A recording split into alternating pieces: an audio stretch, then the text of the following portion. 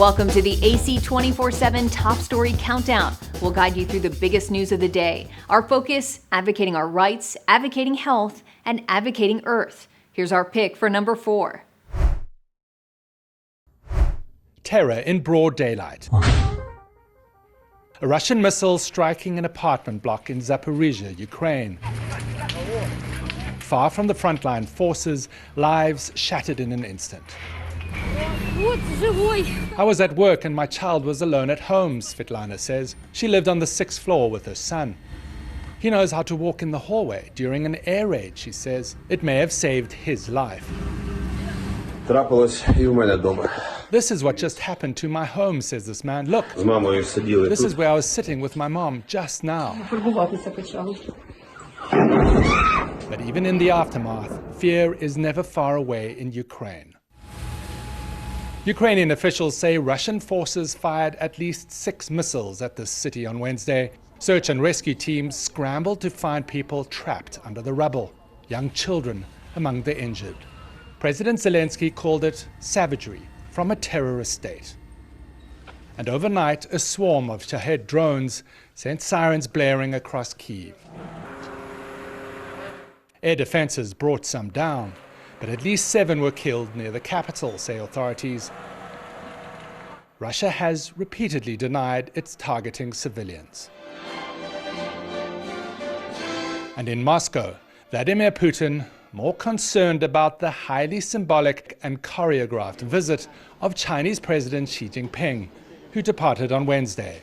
Talks a very public show of affection between the two leaders. Xi called Putin his dear friend. On Wednesday, President Zelensky traveled close to the front lines in the east to visit injured soldiers and rally his troops and remind them what they were fighting for. It's your historical mission to protect our land and return everything belonging to Ukraine for our children, he told them. TheAdvocateChannel.com looks at the world through the lens of equality and inclusion. Subscribe, like, and share now. AC 24/7's Top Story Countdown continues with our producer's pick for number 3. A Delaware judge now weighing whether the $1.6 billion defamation case against Fox News should go to a jury trial. It's my distinct honor to introduce the Commander-in-Chief and the President of the United States, my friend Donald J. Trump.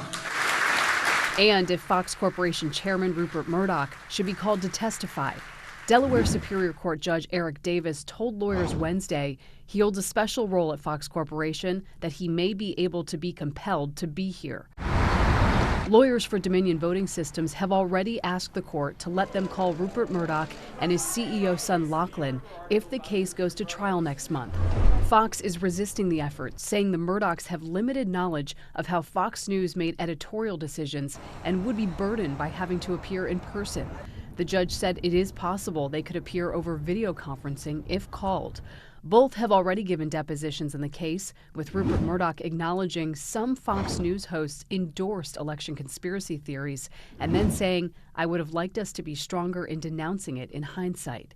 In the days after the 2020 election, Fox News repeatedly featured guests like Sidney Powell. It is one huge criminal conspiracy. She and others accused Dominion of using its machines and software to rig the 2020 election. Fox News says it can't be liable for airing inherently newsworthy allegations from public figures like Powell and Trump's former attorney Rudy Giuliani. Judge Eric Davis questioned a Fox lawyer, asking if top executives had the power to block the network's hosts from booking pro-Trump attorneys that they knew would promote false claims about Dominion. Fox's lawyer said that even if the Murdochs or other executives were aware of the bookings, they can't be held liable because they weren't directly involved in the decision-making to put the guests on shows. It's not enough to show that these executives have the ability to step in, Fox lawyer Erin Murphy argued. She also said the Murdochs and other top executives don't control what goes on the air. But Rupert Murdoch, in his deposition, acknowledged that he could have stopped Trump's legal team, which peddled election lies, from appearing on the network's air, but didn't. Like the Advocate channel on Facebook for the best way to get updates on stories that advocate for equality, justice, our rights, and more. AC 24/7 continues with today's top 2 pick.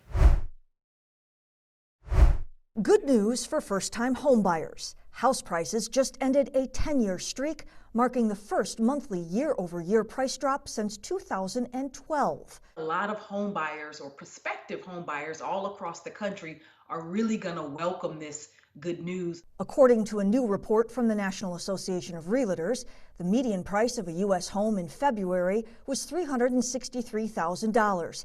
That's down 0.2% from the same month last year. Experts say the decline may be small, but it marks a turning point for the industry. That's a welcome sign that perhaps all of the peak in the pricing, it's starting to bottom out a little bit.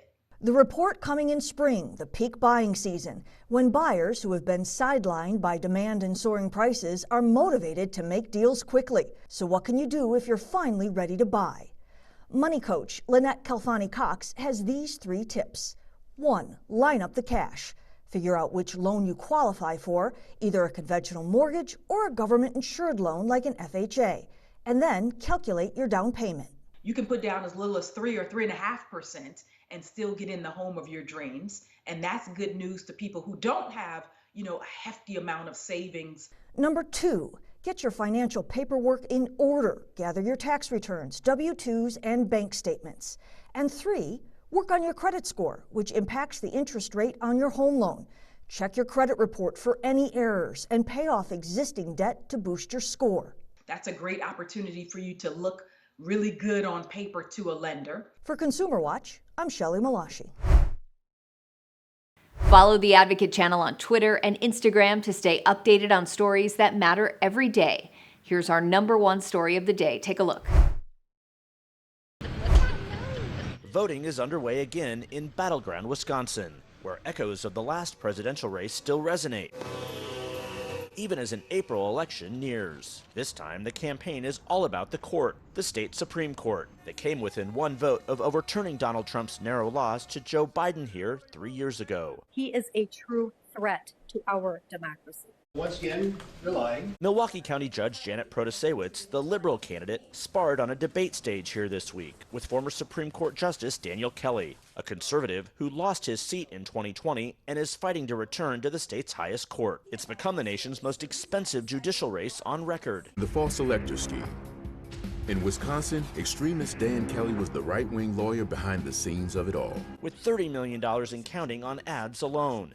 Protasewicz set violent criminals free, again and again. In a bitter contest over abortion rights, redistricting, and even rules for voting in the next presidential election. The results of the 2024 presidential election are likely to come in front of the Supreme Court as well.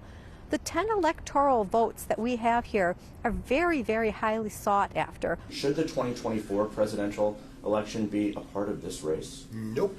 I have no idea what this might do for the 2024 presidential elections, nor is it relevant to this race. With a Democratic governor and a Republican legislature, the conservative-leaning Supreme Court often has had the last word, from outlawing ballot drop boxes to potentially taking up a challenge to an 1849 law banning nearly all abortions after the Supreme Court overturned Roe v. Wade. If my opponent is elected, that 1849 abortion ban will stay on the books. This seems to be a pattern for you, Janet. Just telling lies about it.